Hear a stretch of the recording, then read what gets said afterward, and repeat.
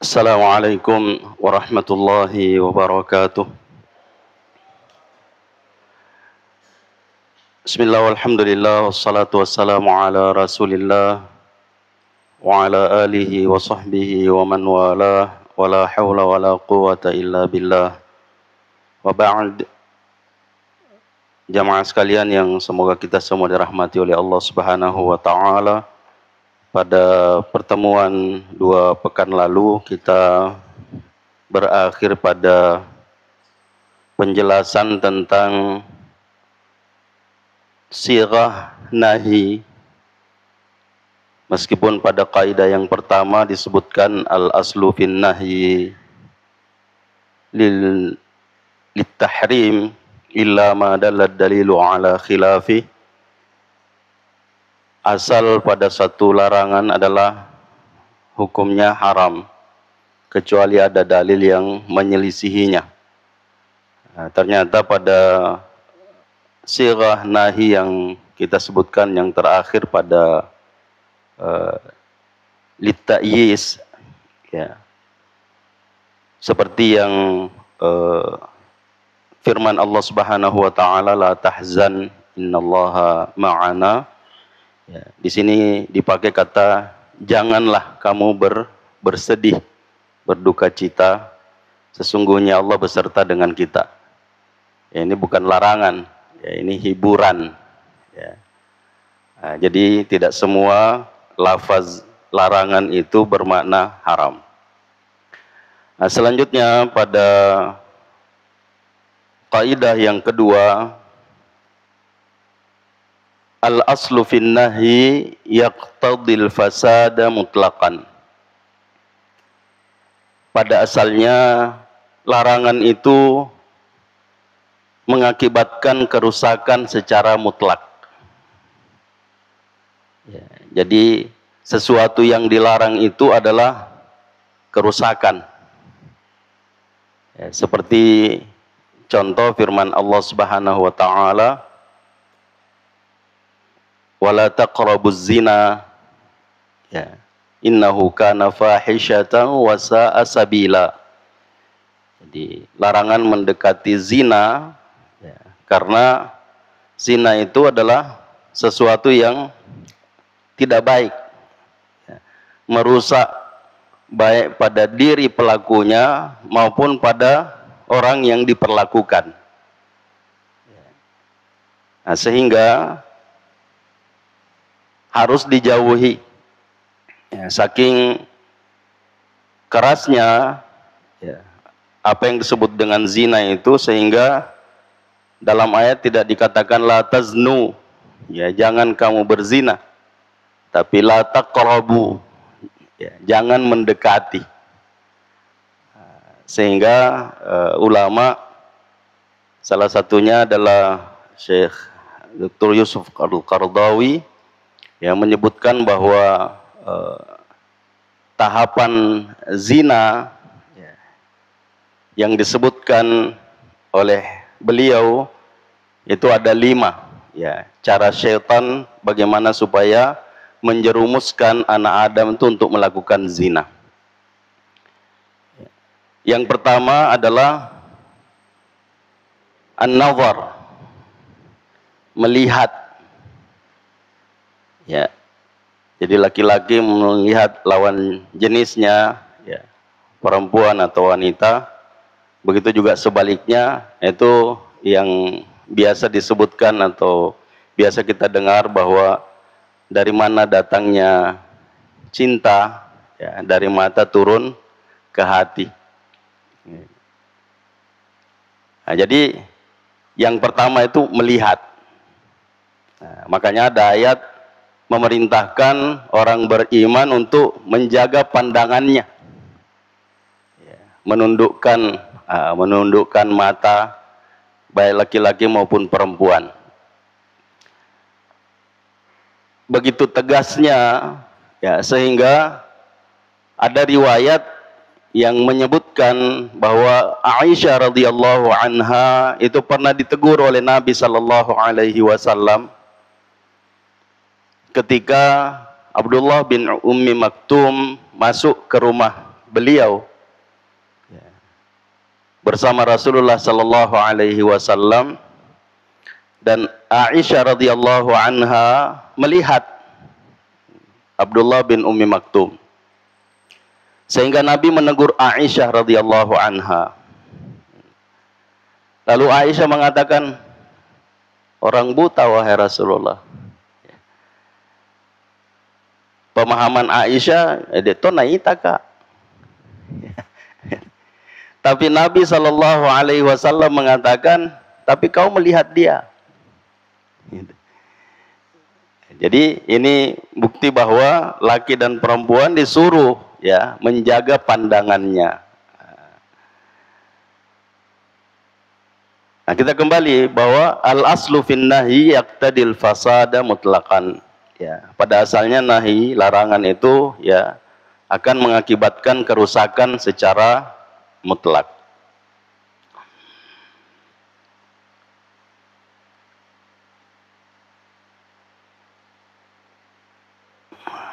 Nah, sebagaimana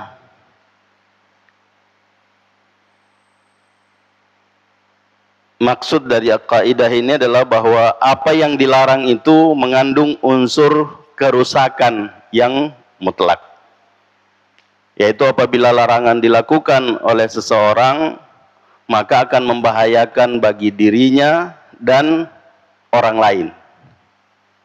Nah, contoh firman Allah Subhanahu wa taala, kalau tadi kita sebutkan ya, wala taqrabuz zina. Nah, di sini wala taqtulun nafsallati haramallahu illa bil haqq. Dan janganlah kamu membunuh ya, jiwa atau orang yang diharamkan oleh Allah Subhanahu wa taala kecuali dengan hak, kecuali dengan kebenaran. Ya, berarti ada yang boleh dibunuh menurut Allah Subhanahu wa taala. Ya. Ada pembunuhan yang hak. Ya. Ya, seperti ya dalam peperangan. Ya, dalam peperangan ya kita boleh membunuh. Ya, begitu juga algojo yang diberi amanah ya untuk mengkisas misalnya. Ya. Membunuh ini tidak kena hukuman meskipun dia menghilangkan nyawa. Ya, meskipun dia menghilangkan nyawa. Nah, tapi selain dari itu maka terlarang. Ya. Dan kalau itu dilakukan maka ini mendatangkan mudarat ya, pada diri pelaku pembunuhan itu dan kepada orang lain. Sehingga begitu kerasnya Allah Subhanahu wa taala melarang pembunuhan itu, dan ini termasuk dalam maqasidus syariah ya, adalah hifdzu an-nafs, menjaga jiwa. Ya, karena seperti yang sudah pernah kita sebutkan, ada yang disebut maqasidus syariah, tujuan syariah ya, adalah yang pertama hifzuddin, menjaga agama. Ya. Kemudian hifzu an-nafs, menjaga jiwa. Hifzul aql, menjaga akal. Ya. Hifzun nasl, ya, menjaga keturunan. Ya. Dan hifzul mal, menjaga harta. Nah, itu sehingga dalam masalah ini ya, khususnya pada pembunuhan itu menjaga jiwa, sehingga banyak dalil baik Al-Quran maupun As-Sunnah yang melarang seseorang untuk melakukan pembunuhan, dan hukumannya luar biasa ya, luar biasa ya, karena dalam penjelasan fiqih nanti kita akan menjelaskan tentang jinayah ya. Itu ada yang disebut dengan al-qatl, pembunuhan itu ada secara garis besar disebutkan oleh ulama ada 3 Ya, ada yang pembunuhan sengaja, ada yang tidak sengaja, gitu. Kemudian ada yang tersalah, ya, tersalah. Dan ini hukumannya kalau pembunuhan sengaja, qisas, ya, diqisas. Ya. Wa katabna 'alaihim anna an-nafsa bin-nafsi. Jadi sudah ditetapkan oleh Allah Subhanahu wa taala bahwa jiwa dengan jiwa. Ya, menghilangkan nyawa seseorang, ya balasannya adalah nyawa. Meskipun dalam pelaksanaan pembunuhan itu tidak boleh sendiri-sendiri. Ya, tidak boleh kita mengatakan nyawa dibayar dengan nyawa. Tapi lewat pengadilan, ya, lewat pengadilan mahkamah. Nah, jadi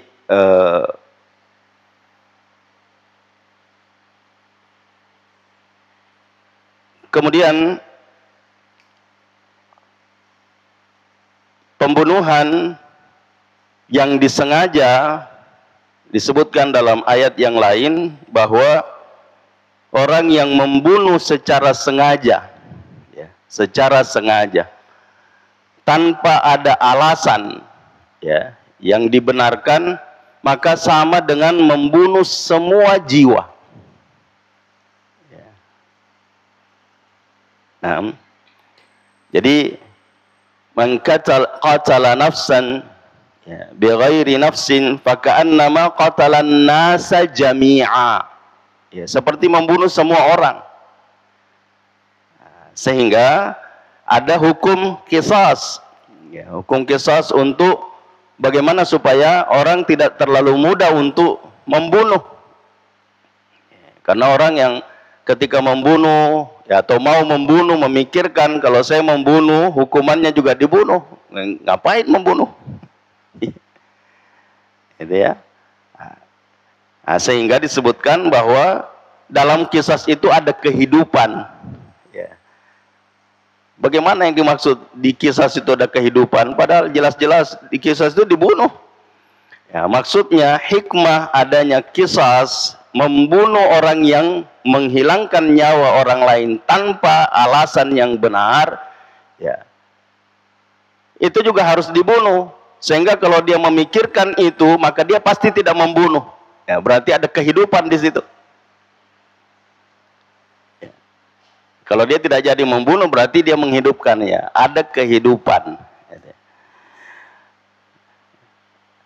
Nah, kemudian kalau dia tidak dikisas karena, ya, dapat pengampunan, dimaafkan oleh keluarga, maka dia tidak bebas begitu saja. Ya. Dia harus membayar diyah, ya, denda. Diyahnya, ya, bagi pembunuhan yang disengaja, ya, itu dia mughalladhah. Dia mughalladhah itu 100 ekor unta, ya, yang 3 jenis, ya, 3 jenis.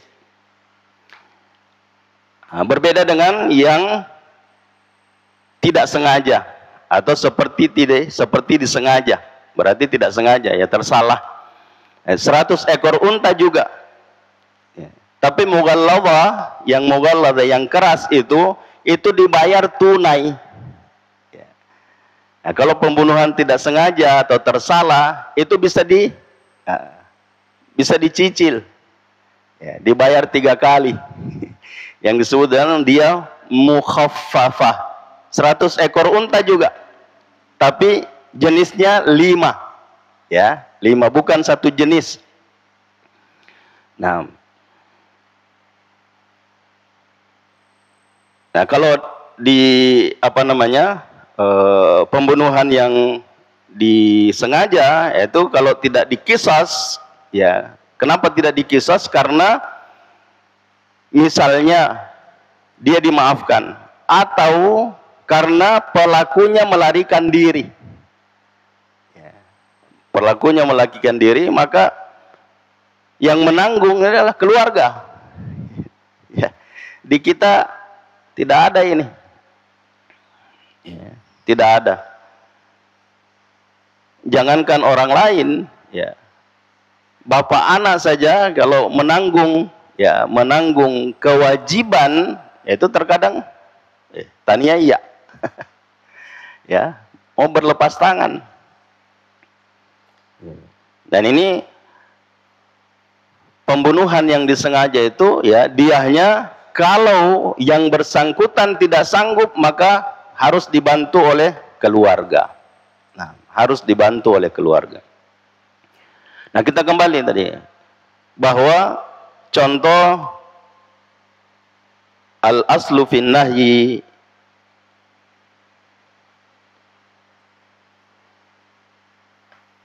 yaqtadi, ya, al-fasada mutlaqan, ya, contohnya adalah pembunuhan, ya. Seperti dalam ayat wala taqtulun nafsal lati haramallahu illa bil haqq. Nah, begitu juga dalam masalah yang lain, ya. Contoh dalam sabda Nabi Sallallahu Alaihi Wasallam, ya, meskipun di sini tidak ada kata larangan, ya, jangan, ya, tapi difahami bahwa apa yang dilakukan itu, ya, tidak mendapatkan balasan, artinya tertolak, ya, berarti perbuatan itu terlarang. Nah, seperti hadis Nabi Sallallahu Alaihi Wasallam yang diriwayatkan oleh Imam Bukhari dan Muslim, kullu amrin laisa alaihi amruna, ya, fahuwa raddun. Segala perkara yang tidak ada perintah, ya, dari kami, maksudnya urusan agama ini, maka perbuatan itu, ya, perkara itu tertolak. Tertolak. Nah, jadi meskipun di sini tidak ada la taf'al, la ta'mal, ya, dan seterusnya, ya, tapi di sini disebutkan fahuwa raddun, maka dia itu tertolak. Ini berarti bahwa apa yang dilakukan itu adalah sesuatu yang terlarang. Yang terlarang itu adalah memudarati dirinya dan bisa memudarati orang lain. Nah, selanjutnya kaidah yang ketiga tentang an-nahyi ini adalah al-aslu fin nahyi yaqtadi tikrara mutlaqan. Pada asalnya nahi atau larangan itu menghendaki adanya pengulangan secara mutlak. Nah, yang dimaksud dari kaidah ini adalah bahwa suatu larangan itu bersifat berkelanjutan, berkesinambungan. Artinya larangan itu harus ditinggalkan untuk selama-lamanya. Contoh firman Allah Subhanahu wa taala, ya ayyuhalladzina amanu la taqrabus salata wa antum sukara hatta ta'lamu ma taqulun. Wahai orang yang beriman, janganlah kamu mendekati, ya, salat. Maksudnya jangan sholat dalam keadaan kamu mabuk. Ya, ini larangan, tidak boleh sholat dalam keadaan mabuk. Nah, sehingga ini sebenarnya larangan masih dalam tahapan, ya, masih boleh mabuk. Ya, belum pelarangan minum khamar secara battah, secara keseluruhan. Ya, karena awalnya tattakhiduna minhu sakara, ya, wa rizqan hasana, itu dalam surah An-Nahl, ya, disebutkan bahwa dari anggur, ya, dari kurma itu kamu bisa menjadikan minuman, ya minuman, ya disebut minuman yang memabukkan, dan bisa menjadikan rezeki yang baik, rezeki yang halal. Itu pertama, artinya boleh. Ya. Tapi berikutnya, ya, ayat pelarangan ya minum khamar itu, yas'alunaka 'anil khamri wal maisir, ya, qul fihima ithmun kabiru wa manafi'u linnas wa ithmuhuma akbaru min naf'ihima. Mereka bertanya kepadamu Muhammad tentang khamar dan judi. Katakan, ya, jawab bahwa pada keduanya itu, ya, ada dosa. Fihima ithmun kabir, ada dosa yang besar. Wa manafi'u linnas, tapi ada juga manfaatnya. Ya, ya, ada manfaatnya. Tapi ditakkid oleh Allah Subhanahu wa taala, dipertegas, wa ithmuhuma akbaru min naf'ihima. Tapi dosa keduanya itu lebih besar daripada manfaatnya. Sehingga kalau menggunakan iman, ya, tidak menggunakan pikiran, perasaan, maka pasti berhenti. Orang beriman ketika mengetahui dosanya lebih besar daripada manfaatnya, ditinggalkan. Tapi masih banyak, ya, di kalangan umat Islam pada waktu itu masih mendahulukan perasaan dan pikirannya, sehingga masih melakukan. Sampai akhirnya ada ayat nih, ya ayyuhalladzina amanu la taqrabus salata wa antum sukara. Ya, jangan kamu melakukan salat dalam keadaan kamu mabuk. Nah, sehingga dalam riwayat disebutkan bahwa sudah banyak yang berhenti, tapi ya masih melakukan ketika ada jeda waktu yang lama, ya, misalnya habis sholat isya, sholat subuh lama, sehingga dia minum sesudah isya, ya, insya Allah hilang mabuknya subuh. Ternyata ada yang sudah masuk waktu subuh masih teler. Sehingga membaca ayat yang seharusnya, ya, dalam riwayat disebutkan, qul ya ayyuhal kafirun la a'budu ma ta'budun, dia baca a'budu ma ta'budun, ya, karena mabuk. Ya, wahai orang-orang, ya, kafir, jadi disebutkan qul ya ayyuhal kafirun, katakanlah wahai orang-orang kafir, la a'budu ma ta'budun, ya, aku tidak menyembah apa yang kamu sembah. Tapi karena mabuk dia baca a'budu ma ta'budun, aku menyembah apa yang kamu sembah. Nah, sehingga terakhir, ya, Allah Subhanahu wa taala menurunkan ayat tentang pelarangan secara mutlak. Ya, harus ditinggalkan semuanya, ya. Innamal khamru wal maisiru wal ansabu wal azlam rijzun min amalis syaitan fajtanibuh. Ya, disuruh tinggalkan. Sehingga ketika turun ayat ini, ya, semua orang yang masih punya kendi, punya apa ya, kalau di kita tempat tua itu yang, ya, gumbang, gentong, ya, gentong, itu dipecahkan sampai lorong-lorong Madinah tuh banjir khamar. Artinya masih banyak yang punya. Ya, masih banyak yang punya. Gitu. Nah, jadi di sini disebutkan bahwa pelarangan itu, ya, bersifat seterusnya, ya, seterusnya. Nah, berkelanjutan. Nah, berikut kaidah yang keempat dari an-nahi adalah an-nahyu 'anis syai'i amrun bididdihi. Ya. Sama kalau di al-amru kemarin adalah al-amru bisyai'i nahyun 'an diddihi. Perintah terhadap sesuatu adalah larangan kebalikannya. Ya. Jadi kalau diperintahkan sesuatu, maka kebalikannya tidak boleh. Ya. Nah, sehingga di sini disebutkan larangan terhadap sesuatu adalah perintah kebalikannya. Jadi kalau Allah Subhanahu wa taala melarang sesuatu, maka dia berarti memerintahkan kebalikan dari apa yang dilarang itu. Contoh,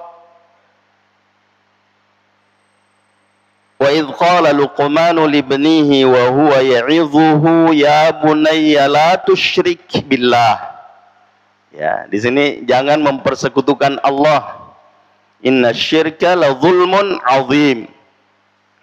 Sesungguhnya kesyirikan itu adalah kezaliman yang besar. Nah, larangan mempersekutukan Allah ya, berarti perintah mentauhidkan Allah, mengesahkan Allah Subhanahu wa taala. Ya, jangan mempersekutukan Allah, artinya esahkanlah Allah Subhanahu wa taala. Itu yang disebut dengan kaidah ini ya, an-nahyu bisyai'i amrun bididdihi.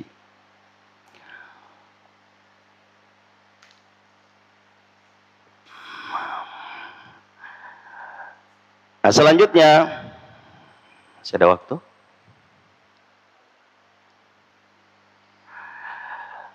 Nah, karena waktu sisa sedikit ya. Pada pembahasan berikutnya kita masuk pada penjelasan tentang al-am wal khas. Ya, jadi dalam usul fiqhi juga ada yang disebutkan dalil-dalil umum ya, dan ada dalil-dalil khusus. Nah, yang dimaksud dengan al-am ya, yang umum ya, menurut bahasa ya, al-am adalah umum, lawan dari khas ya, khusus ya, yaitu menurut istilah adalah sesuatu yang meliputi dua perkara atau lebih dan tidak mempunyai batasan ya, dan itu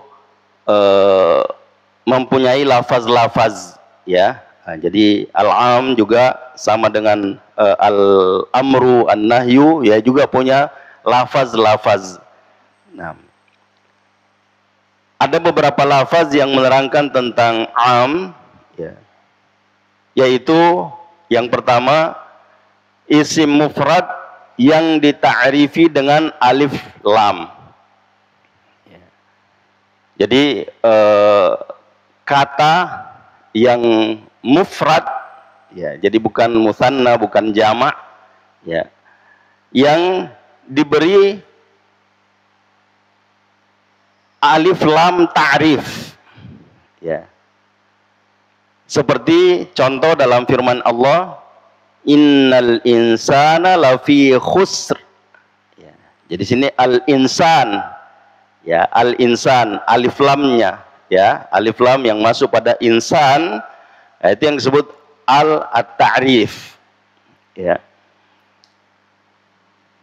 yang artinya ya, sesungguhnya semua manusia ini umum, lafi khusrin, sungguh berada dalam kerugian. Ya, untung Allah tidak berhenti sampai di sini deh. Ya. Dan ayat selanjutnya itu nanti kita akan dapatkan pada penjelasan tentang al-khas wa takhsis. Ya, al-khas wa takhsis. Jadi dalam khas atau takhsis itu ada yang disebut dengan takhsis al-muttasil, ada takhsis munfasil. Nah, kalau di sini takhsis muttasil. Ya, kenapa disebutkan muttasil? Karena dia bersambung dengan ayat yang menyebutkan keumuman. Ya, jadi sini innal insana lafi khusrin. Sesungguhnya semua manusia itu benar-benar berada dalam kerugian. Di takhsis, takhsisnya di sini disebut dengan takhsis al-istitsna, pengecualian. Ya, dikecualikan yang tidak masuk dalam kelompok manusia yang rugi itu illal ladzina amanu. Ya, kecuali orang yang beriman. Ya, orang beriman tidak rugi. Ya. Orang beriman tidak rugi. Ya, illal ladzina amanu wa amilus shalihat wa tawashaw bil haqq wa tawashaw bis sabr. Nah, jadi itu yang pertama ya, lafaz am ya adalah isim mufrad yang dita'rifi ya dengan alif dan lam. Yang kedua, isim jamak yang dita'rifi dengan alif dan lam. Ya. Seperti contoh dalam firman Allah Subhanahu wa taala, "Innallaha yuhibbul muhsinin." Ya, yaitu pada kata al-muhsinina. Al-muhsinin, sesungguhnya Allah Subhanahu wa taala mencintai, menyukai orang-orang yang berbuat baik, orang-orang yang baik. Jadi di sini umum, siapa saja yang orang baik itu, ya. Disukai oleh Allah Subhanahu wa taala. Nah, selanjutnya yang ketiga, la ya pada lafaz nakirah. Lafaz nakirah yaitu lafaz yang umum. Ya, tidak menentukan, ya, tidak tertentu. Seperti dalam firman Allah, wattaqu yauman ya la tajzi nafsun an nafsin syai'a. Ya, di sini la masuk pada kata yang nakirah, nafsun ya. Jadi takutlah kamu, khawatirlah kamu, jagalah dirimu ya pada satu hari. Ya. Jadi maksudnya khawatirlah kamu akan satu hari yang mana pada hari itu ya satu jiwa atau tidak ada satu jiwa yang dapat menolong jiwa yang lain. La tajzi nafsun an nafsin syai'a, sedikit pun. Ya, dan lafaz yang seperti ini ada dua ya di surah Al-Baqarah itu.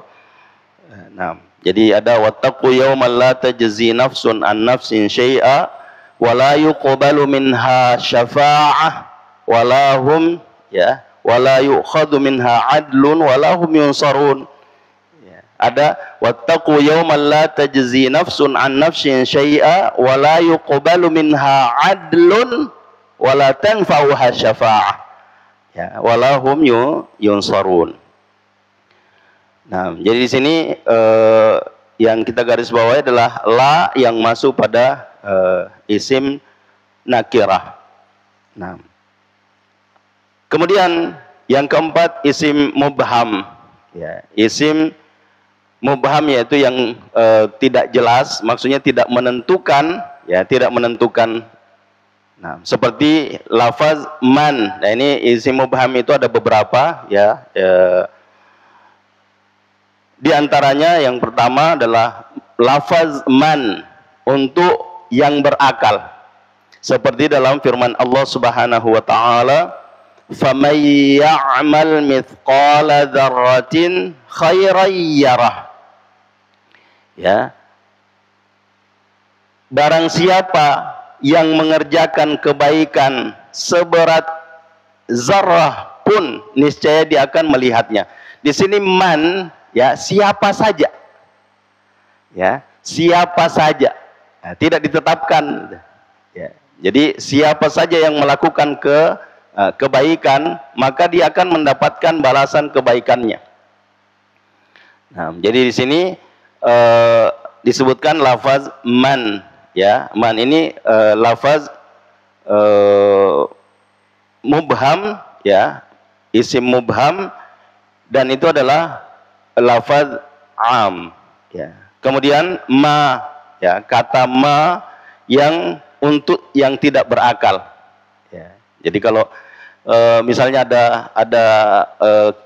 ada orang yang datang, ya, maka kita bertanya dalam bahasa Arab itu pakai kata man, ya, karena yang datang adalah berakal, ya. Man huwa, ya, man hiya, siapa dia. Ya, berarti yang datang itu adalah, atau yang ditanyakan itu adalah sesuatu yang berakal. Tapi kalau yang tidak berakal pakai ma, ya, ma hadza, ma hadhihi, apa ini. Ya, jadi kalau man siapa, ya, siapa. Nah, jadi man hadza siapa ini, ya, man hadhihi untuk perempuan, ya, siapa ini. Nah, jadi kalau ada yang sebut mudzakkar, ada muannas, yaitu kalau dalam istifham ya, pertanyaan itu tidak dibedakan. Nah, jadi begitu juga yang tidak berakal ya, seperti ma hadza ya, misalnya pulpen ya, ma hadza ini mudzakkar ya, hadza qalamun ya, ma hadhihi ya, apa ini muannas ya, hadhihi sabburatun ya, ini papan tulis. Nah, jadi itu di dalam bahasa Arab disebutkan ya, man lil aqil dan ma li ghairil aqil. Pertanyaan untuk mengetahui tentang sesuatu yang berakal dan ma untuk sesuatu yang tidak berakal. Ya, karena waktu sudah lewat ya, kita cukupkan dulu. Dan lafaz mubham ini atau isim mubham ini masih kalau tidak salah masih ada 3 ya, sebelum kita masuk pada penjelasan tentang masalah yang lain dalam al-am ini. Oke, kita cukupkan dulu, dan insya Allah pada pertemuan yang akan datang kita lanjutkan pada lafaz ayyu ya, ayyu. Nah, kita akhiri dengan doa kafaratul majlis. Subhanakallahumma bihamdik, asyhadu an la ilaha illa anta, astaghfiruka wa atubu ilaik. Hadanallahu wa iyyakum ajma'in wal afu minkum. Wassalamualaikum warahmatullahi wabarakatuh.